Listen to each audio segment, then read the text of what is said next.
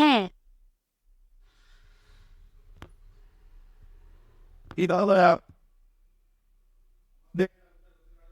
एक बार एक बिल्ली थी। वो बहुत ही चालाक और चौकस थी और उसकी इसी चालाकी और चौकसी को देखकर चूहे भी सावधान हो गए थे और अब चूहे बिल्ली के हाथ नहीं आ रहे थे।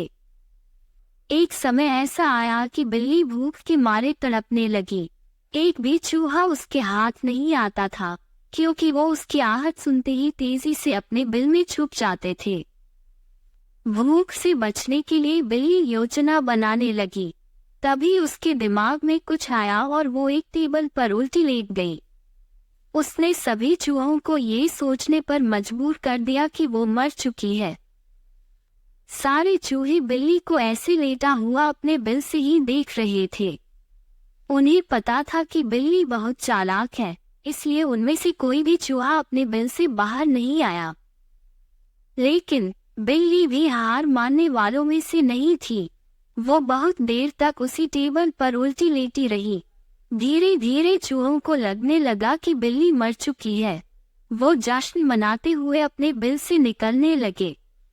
चूहे जैसे ही बिल्ली की टेबल के पास पहुंचे, उसने उछलकर 2 चूहे पकड़ लिए। इस तरह बिल्ली ने इस बार तो अपने पेट को भर लिया, लेकिन चूहे अब और भी ज्यादा सतर्क हो गए। 2 चूहे खाने के बाद बिल्ली दोबारा भूख से तड़पने लगी, क्योंकि चूहे अब बिल्कुल भी लापरवाही नहीं बरतना चाहती थे।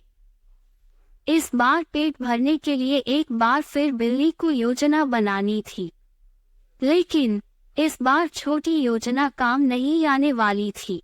इसलिए बिल्ली ने अब खुद को पूरे आटे से ढक लिया।